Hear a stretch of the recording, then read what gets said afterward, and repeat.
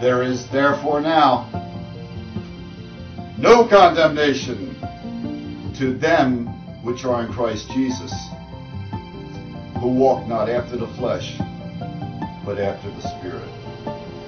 For the law of the Spirit of life in Christ Jesus has made me free from the law of sin and death.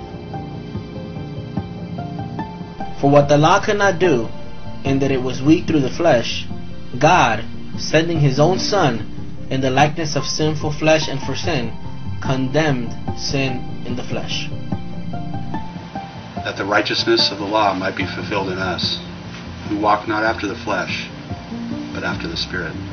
For they that are after the flesh do mind the things of the flesh, but they that are after the Spirit, the things of the Spirit. The mind of a sinful man is death, but the mind controlled by the Spirit is life and peace. Because the carnal mind is enmity against God, for it is not subject to the law of God, neither indeed can be. So then, they that are in the flesh cannot please God.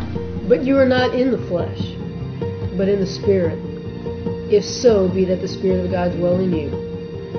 Now if any man have not the Spirit of Christ, he is none of his.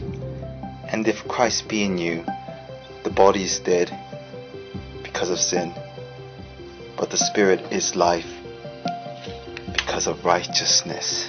And if the Spirit of him who raised Jesus from the dead is living in you, then he who raised Christ from the dead shall also give life to your mortal bodies through him, the Spirit of God living in you. Therefore, brethren, we are debtors, not to the flesh, to live after the flesh. For if ye live after the flesh, ye shall die. But if ye through the Spirit do mortify the deeds of the body, ye shall live. For as many as are led by the Spirit of God, they are the sons of God. For ye have not received the spirit of bondage again to fear, but we have received the Spirit of adoption, whereby we cry, Abba, Father. The Spirit itself beareth witness with our spirit that we are the children of God. And if children, then heirs, heirs of God, and joint heirs with Christ, if so be that we suffer with him, that we may be also glorified together. For God so loved the world that he gave his only begotten Son, that whoever believes in him should not perish, but have everlasting life. God did not send his Son into the world to condemn the world, but that the world through him might be saved.